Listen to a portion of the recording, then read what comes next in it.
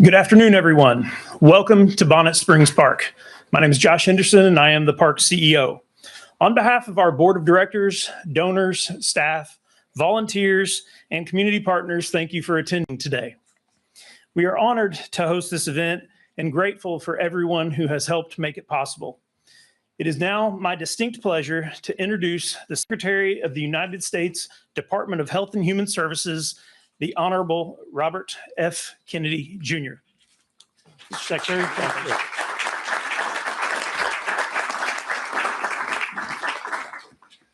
Thank you, Josh, for that introduction, and thank you to Senator Ashley Moody, who's played a key role in this effort, Representative Laurel Lee, Representative Kat Kamek, for your leadership and for standing with us today, both of you. I also want to recognize Representative Scott Franklin. Although he couldn't be here today, he played another key role of leadership in this initiative, and his wife, Amy, is here to represent him. I'm also grateful to Florida Commissioner of Agriculture, Weldon Simpson, Shannon Shepp, the Executive Director of the Florida Department of Citrus, for joining us today. And I want to recognize the Florida Farm Bureau, the Florida Citrus Processors Association, the Florida Citrus Mutual for their partnership and their unwavering support of the Florida growers. I also want to point out that I pointed out earlier that I have a very strong connection to the orange industry. My wife was the Orange Blossom Queen of the Tallahassee Day Parade, and she grew up on an orange grove in Frostproof, Florida. So I'm especially excited about today's announcement. I want to thank also my friend and colleague, the Secretary of Agriculture, Brooke Rollins, who I was with in Tampa yesterday. She couldn't be here today because of a prior obligation in Texas. But she played a key role in bringing this to the attention of President Trump at the request of Senator Ashley Moody. And President Trump said, let's get this done. And we have gotten it done. Finally, my thanks to Acting FDA Commissioner Kyle Diamantes, who made this happen. And I want to thank him for his leadership on this and many, many other issues. American farmers, the American citrus industry have no better friend than President Trump. President Trump wants Americans eating American food and drinking beverages grown from American-made fruit. He wants strong supply chains that protect U.S. agriculture, and he wants American businesses to succeed against foreign companies. That's why today I'm announcing FDA's final rule for modernizing the outdated standard of identity for pasteurized orange juice. This rule, delivers a decisive victory for American farmers. It protects our domestic supply chains and advances President Trump's America First agenda. For more than 80 years or 60 years, federal regulations have required pasteurized orange juice sold in the United States to contain at least 10.5 degrees Brix, which is a measurement of dissolved sucrose. But hurricanes, citrus greening disease, and other extraordinary events have devastated Florida's historic citrus groves, naturally reducing the sugar content of many Florida oranges. Even though Florida growers continue to produce high-quality fruit, orange juice companies have had to import higher sugar content oranges, mainly from Brazil, but other foreign countries, in order to satisfy these outdated requirements.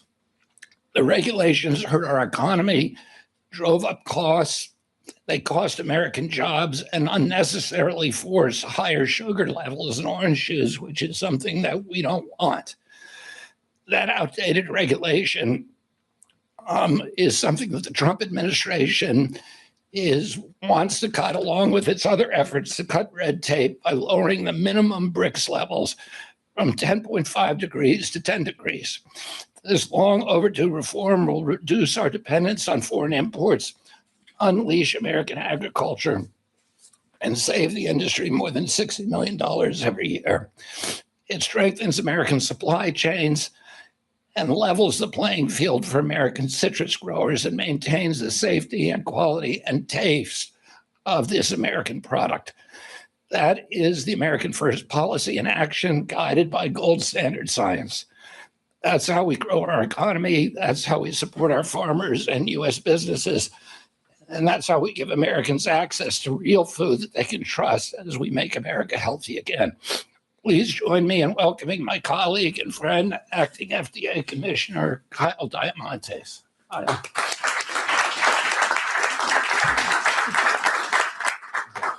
Thank you, Mr. Secretary. Good afternoon, everyone. It's a real honor to be back in my home state of Florida, standing alongside so many dedicated champions for American agriculture.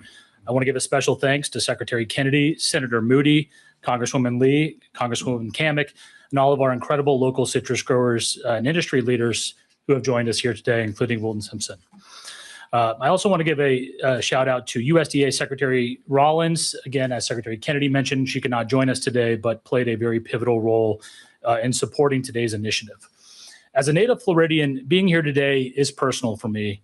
Growing up in this great state, I've seen firsthand how vital the citrus industry is to our communities, our culture, and our economy. Florida's citrus industry drives nearly $7 billion in annual economic impact and employs more than 30,000 hardworking Americans. But that number is a fraction of what it once was. For too long, our local growers have faced an uphill battle through no fault of their own. Between the devastating toll of citrus greening disease and the compounding wreckage left behind by hurricanes, the agricultural reality on the ground has fundamentally shifted. Over time, challenges have naturally lowered the bricks level of our great Florida oranges. Yet, as Secretary Kennedy mentioned, for over 60 years, our federal regulations have failed to evolve to account for this reality. The FDA's outdated orange juice standard of identity, think of a standard of identity as a recipe outlining what a product must contain, hasn't been modernized since 1963. And until today, at 8:45 this morning, required a minimum bricks level that became increasingly impossible for domestic growers to meet through no fault of their own. This rigid, obsolete rule did nothing to protect consumers, and it severely harmed domestic production, particularly right here in Florida. It effectively forced manufacturers to turn away from the Sunshine State and rely on foreign imported oranges just to meet an arbitrary federal number. In fact, foreign imports climbed to nearly 90% of the market share as a result of FDA's inaction. Today, under the leadership of President Trump and Secretary Kennedy, and through the support of this congressional delegation, FDA is proud to fix that inequity. As part of our aggressive deregulatory agenda, we are cutting the red tape that holds American workers back.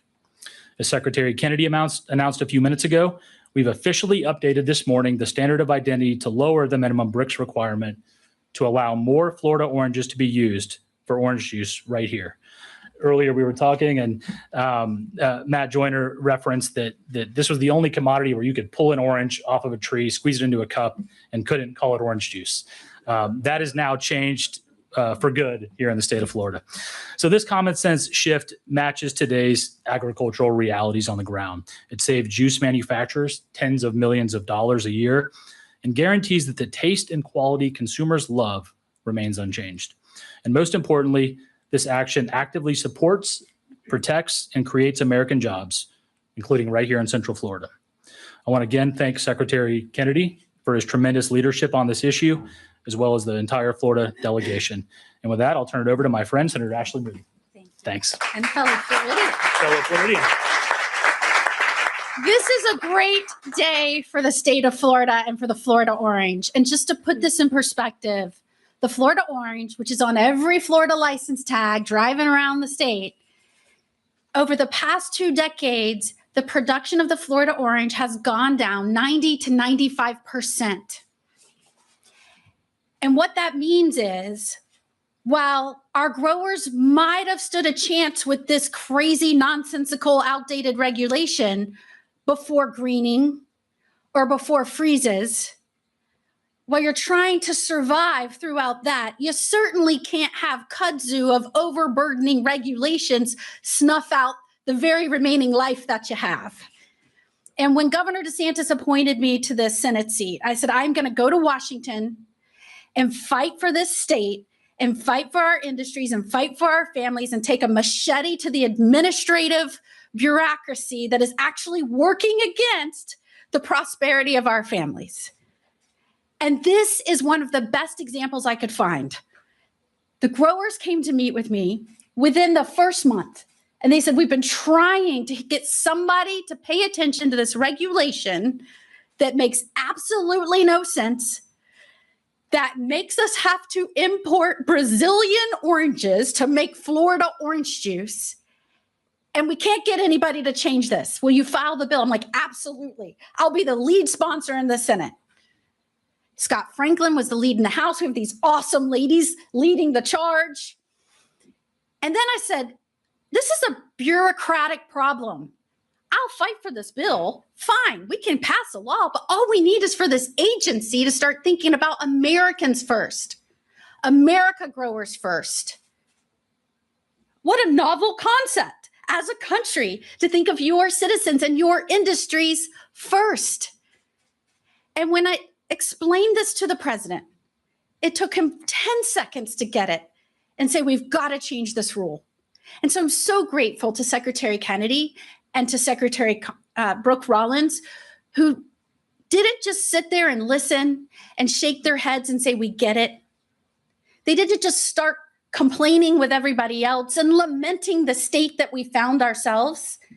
They said, this makes no sense. We're going to roll up our sleeves and we're going to change the darn rule, because that's what we can do within our power as an agency for our people. Because somewhere along the line, the US government has stopped working for the people.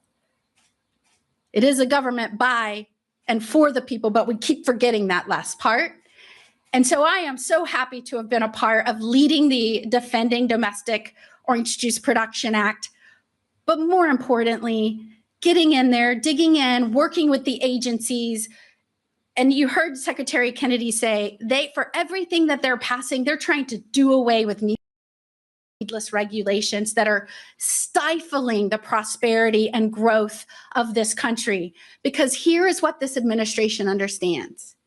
If we grow it here or manufacture it here, or we need to grow it here or manufacture it here for the safety and strength of our country, let's get it done. I'm so happy to be your United States Senator for the great state of Florida, where we're getting it done. Thank you so much.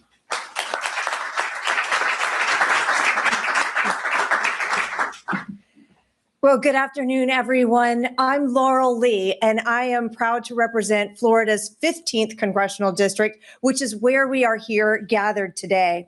I want to begin by thanking Secretary Kennedy for traveling to Florida and for his leadership on this important proposal. I also want to thank President Trump for his commitment to supporting American agriculture and ensuring that federal policy keeps pace with science, with innovation, and with common sense. I also want to recognize Senator Moody and Congressman Scott Franklin, whose leadership on this issue in Congress helped pave the way for today's announcement, along with Congresswoman Kat Kamak, our Agriculture Commissioner Wilton Simpson, and the citrus growers, processors, and industry leaders whose dedication and commitment helped make this day possible. Across agriculture, nutrition, and public health, this administration has shown a willingness to modernize government, remove unnecessary barriers, and ask a simple question: does this policy serve the American people? President Trump and Secretary Kennedy understand that a healthier America begins with a stronger American food supply. Supporting our farmers and expanding access to wholesome American-grown foods go hand in hand. Today's announcement is another example of that leadership. Florida citrus is one of America's greatest agricultural success stories. It is part of our history, part of our economy, and our identity. Here in Central Florida, generations of families have built their lives around this industry and continue to produce some of the finest orange juice anywhere in the world. For generations, Florida orange juice has set the standard by which orange juice is judged around the world. Today's proposal helps ensure that our federal standards reflect that same excellence.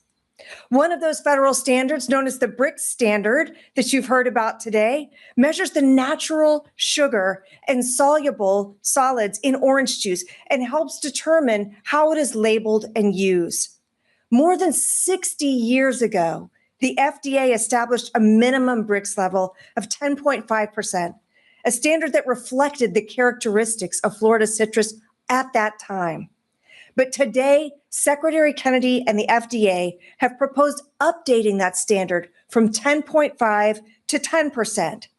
It's a change that reflects today's agricultural realities while preserving the outstanding quality of our products. Agriculture is constantly evolving. As science advances and farming practices adapt, good policy should evolve as well.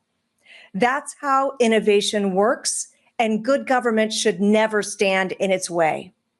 Consumers will continue to enjoy the same wholesome, nutritious, high-quality Florida orange juice they've always known, while more Florida-grown fruit will qualify as juice. That means more opportunities for our growers, more American-grown products on our shelves, less reliance on imported juice, and a stronger future for one of Florida's signature industries.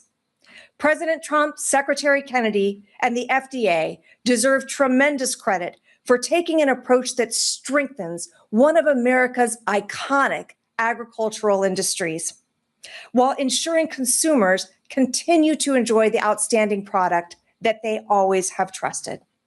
American farmers deserve every opportunity to compete, succeed, and lead where the products that they grow begin here at home. This change today is a testament to determined advocacy. I especially want to thank Congressman Scott Franklin, Florida Citrus Mutual, the Florida Farm Bureau, and the many growers across our state who never stopped making the case for Florida citrus. Many of them are here with us today, and their work helped make this change possible. When farmers, industry leaders, Congress, and the administration work together, we can solve real problems with smart, common sense solutions. Today, we build on the success of Florida citrus, creating more opportunities for American growers, strengthening domestic production, reducing reliance on foreign imports, and securing this iconic industry. It is now my pleasure to introduce my friend and colleague, Representative Kat Cammack.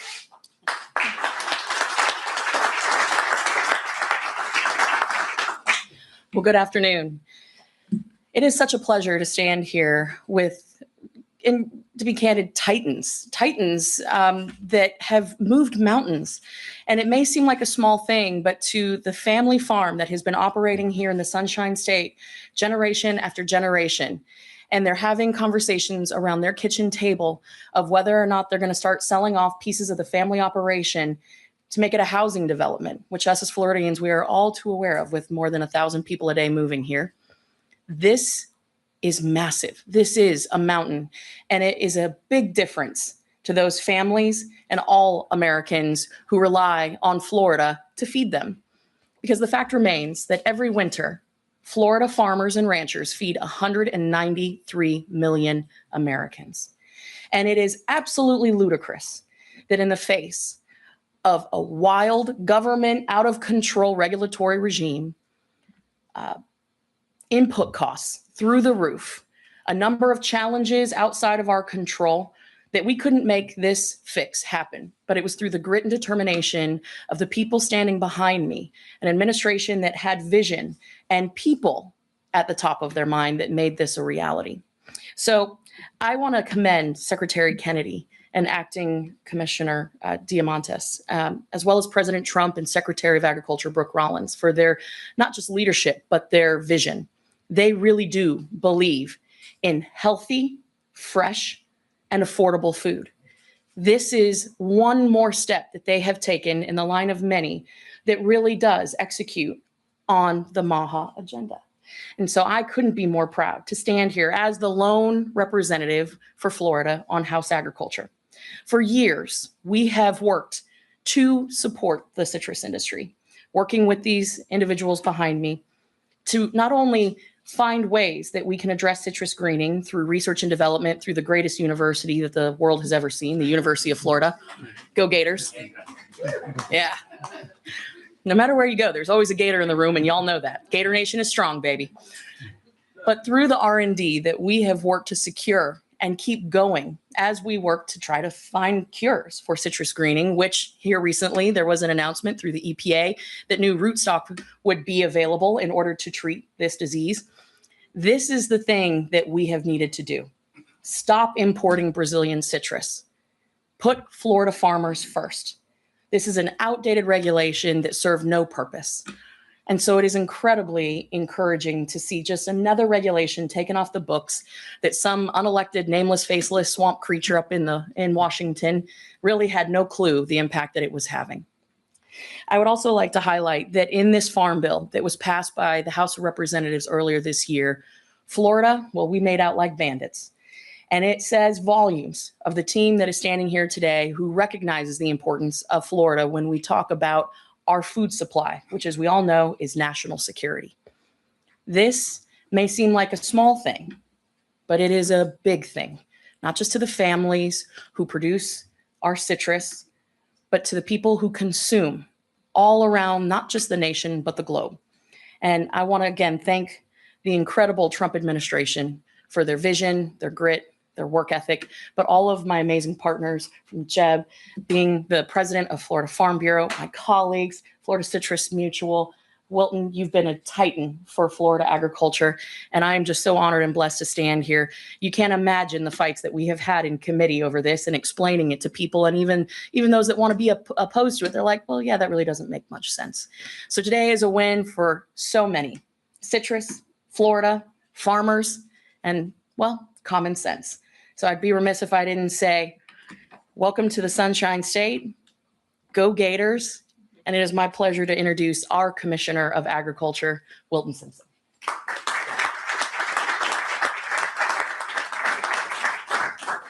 Good afternoon. I'll be brief. I want to thank Secretary Kennedy, President Trump. You know, in Florida, we have worked very, very hard to bring common sense solutions to agriculture, and especially in the last few years.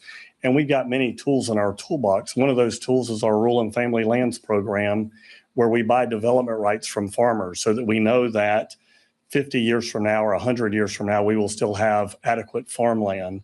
When you think about citrus specifically, just in the last 4 years since I've been commissioner, we have provided over $300 million for research and the craft program to help replant citrus trees. We believe that we have bottomed from about 280 million boxes down to about 12 million boxes of fruit. We think we're at the bottom. And now with all the new plantings that are going on, and thank you to our legislature here in the state of Florida for those additional dollars. We also had additional dollars to provide for the manufacturing facilities that we're going to need to put this orange juice in the containers in just a few years when we're hopefully producing 20 or 25 or 30 million boxes of fruit again. And we want to see this industry continue to thrive. I always normally don't have a lot of good things to say about the federal government because there's not a lot of common sense to it. But what Secretary Kennedy's done, what our senators and representatives have done here is common sense. What they've done is they put the air behind the sails of our farmers here in Florida that have been so resilient to know that if you plant these trees and you provide for those trees for 3 to 4 years and you develop a crop, you'll be able to put it in an orange juice container. So thank you for being here today and thank you for what you do. Matt. Good afternoon, everyone. I am, as mentioned, Matt Joyner, the Executive Vice President and CEO of Florida Citrus Mutual. It's a pleasure to be with y'all today. We are the state's largest trade organization dedicated to the well-being of the Florida citrus grower and also to sustaining Florida's iconic citrus industry. Secretary Kennedy, Acting Commissioner Diamantis, it's an honor to welcome you to Florida. We appreciate you being here. Thank you for your leadership on this critical and important issue. I also want to thank Senator Moody, Congresswoman Lee, and Congresswoman Kammick for your leadership and support of the Florida citrus industry. And while Congressman Franklin couldn't join us today, I do want to thank him because he was the original sponsor in the House of the Defending Domestic Orange Juice Production Act back in 2023 when we started this battle. And so we are grateful for his leadership in championing this issue as well. Nearly 4 years ago, Florida Citrus Mutual, the Florida Citrus Processors, the Florida Department of Citrus filed a citizens petition to modernize the standard identity for pasteurized orange juice. And we're pleased to see that effort come to fruition today. Growers have faced tremendous challenges over the last 2 decades, from citrus greening to adverse weather that has impacted our production and really put this industry at a critical point. Lowering the BRICS requirement, this small tweak to an outdated regulation, can have an outsized impact on an industry that is regaining its footing, has struggled for years, and is ready to once again truly blossom. And so I can't overstate the importance and our thankfulness for the strong support that we've received from our congressional leaders, from the Trump administration, Secretary Kennedy, and others to make this happen. It's been a long time coming, and we're grateful that we're finally here. So thank you. And with that, I'll introduce my friend, Jeb Smith, the president of the Florida Farm Bureau. Well, good afternoon to all, and I am batting cleanup, but I can tell you what, a lot of home runs have already been hit this afternoon, that's for sure. But on behalf of 132,000 member families of the Florida Farm Bureau Federation, I want to thank all of you for your support and commitment to Florida agriculture. You know, I want to begin by thanking Secretary Kennedy and Acting Commissioner Diamantis, Senator Ashley Moody, Congresswoman Kat Kammick, Congresswoman Laurel Lee, and Congressman Scott Franklin, as well as the Trump administration, for recognizing an issue that Florida citrus growers have been raising for years and moving to address it with urgency needed. For too long, outdated regulations, which you've already heard this afternoon, have failed to reflect the realities facing Florida citrus. Citrus greening has changed our industries in ways no one could ever have imagined when many of these standards were written decades ago. Updating the minimum BRICS standard is about modernizing regulations so they reflect today's science and today's growing conditions. This common sense change allows processors to rely more heavily on Florida-grown oranges instead of being forced to blend with imported juice simply to satisfy an outdated regulatory requirement. That's good for our growers. That's good for our processors. That's good for American agriculture. And that is good for our consumers who want to support Florida citrus and partake of an iconic, delicious beverage derived under the Florida sun. Secretary Kennedy has challenged our country to make America healthy again. Florida Farm Bureau shares the belief that healthy Americans begin with a strong American agricultural system. That means ensuring families have access to fresh, wholesome, nutritious foods grown by hardworking American farmers. Supporting domestic citrus production is an important part of that mission. And today's announcement demonstrates that supporting agriculture and promoting healthier choices can go hand in hand. I especially want to recognize Senator Ashley Moody. Since having arrived in the Senate, she has made this issue a priority, understanding that seemingly small regulatory changes can have an enormous impact on Florida farm families. Her leadership, your leadership, has been persistent, and the willingness to work directly with FDA have helped us bring us to this moment. I'd also like to thank you, Amy, for being here. What a blessing it is. This congressman, please deliver our gratitude to him, who has been a tireless champion for Florida citrus and consistently elevated this issue in Congress. His partnership and commitment to reducing unnecessary regulatory burdens for all of our growers have been invaluable. Thank y'all as well, Congresswoman. Thank you to everybody who helped make this day possible. And thank you for your continued commitment to Florida Ag Citrus, the hardworking families who produced one of Florida's most iconic products. May God bless Florida agriculture, our Florida farmers and ranchers, and may God bless America. Thank you.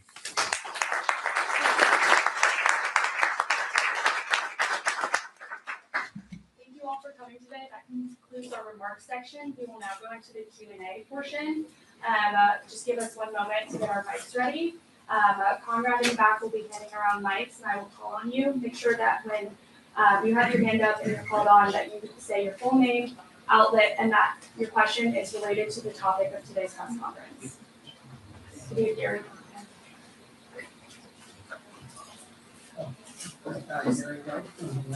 One moment, sorry. We're connecting the voice. Gary White from the Ledger. Can you hear me? I don't think so. Try one more time. Can you hear me? Not yet. Testing. This is like a Nextel commercial. Dating myself now. Exactly. Can you hear me now?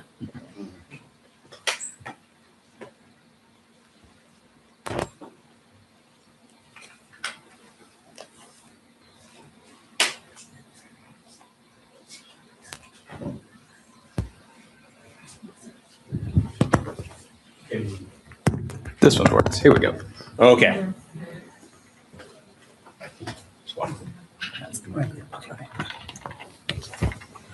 All right, let's try that again. Can you hear me now? Yes. Gary White from the Ledger. I have two questions.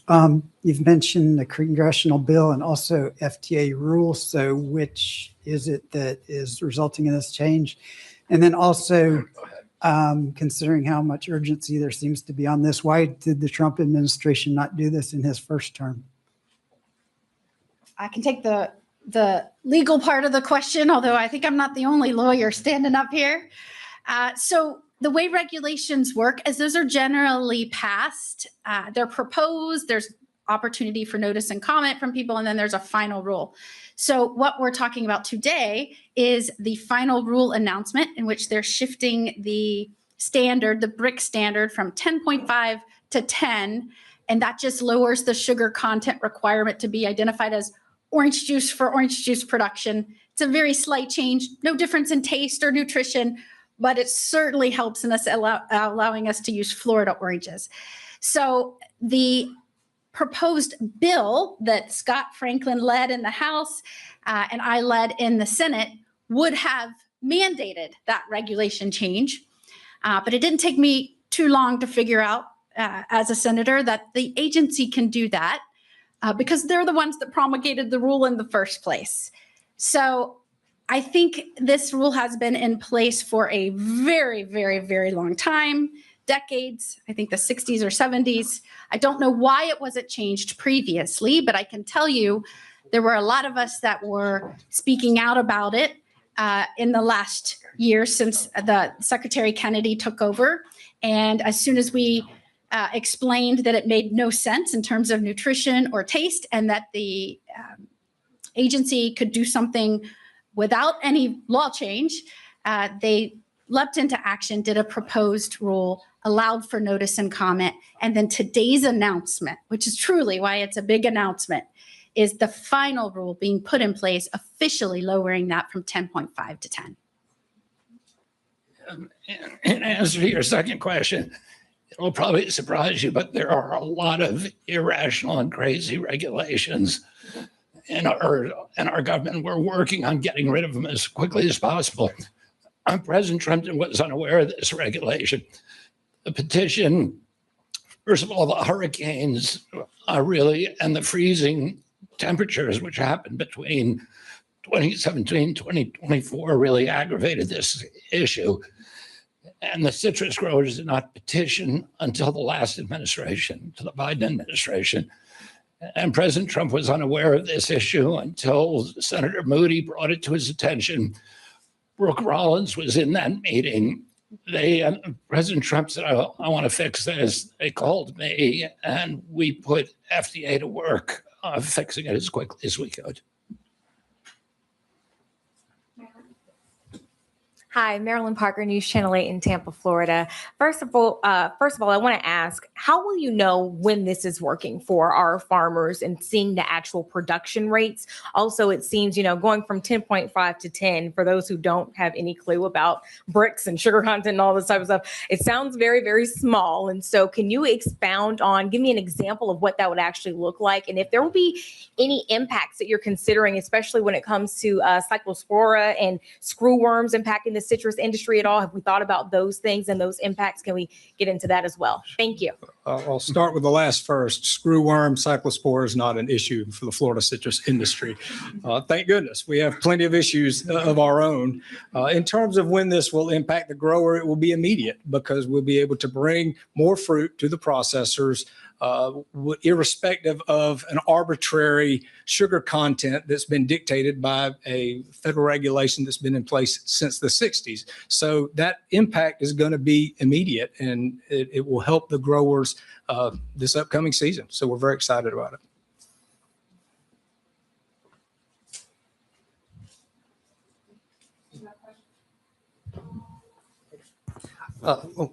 Louis Lovia with the Business Observer.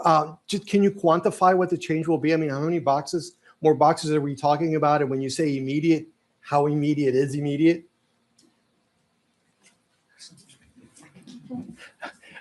I don't know that I can quantify the number of boxes we're going to produce next season, much less how this will impact us. But I can tell you that based on the average bricks for the season, we will be able to take everything we have to the processing plants, and this should provide the ability to do that. And so we're very optimistic about that. Hi, Jacob Berg, Epoch Times. I've got a question for Secretary Kennedy. So one of the main contributing factors, aside from the hurricanes and the freezes, on both the decline of the Florida orange industry and the subsequent lower sugar content in the oranges, has been from, as was pointed out early on in the press conference, citrus greening, which is caused by the invasive Asian citrus psyllid. Now that made its way in about almost 30 years ago now, but there's a lot of concern right now with other invasives coming in, screwworms coming back, things like that. And there were a few cuts to the main USDA agency that handles that last year, the Animal and Plant Health Inspection Service, APHIS. So I'm just curious, given, this is a really big issue for the state of Florida, this, Asian citrus psyllid, even though it's been a multi-decade long thing, there's all these other invasives that a lot of people are concerned about, feral pigs even in this state and other states. So what I'm getting at is, I'm curious, have you had any discussions maybe with Secretary Rollins about maybe increasing resources at APHIS or, just bolstering existing efforts? Yeah, I mean, on screwworm, the issue with screwworm is that breeding programs for the screwworm predator were discontinued, and that the Central American governments did not have their own programs. So there was, although we eliminated screwworm back in the 1960s, 70s, and 80s from the United States and Mexico, there was reservoirs of it waiting in Central America. Brooke is not here today, but she has dramatically increased the production of those anti-parasitic organisms, so that we are releasing them now all over Texas and all over Mexico, and we're going to continue to do that. Thank you so much for being here today. It was wonderful to have all of you.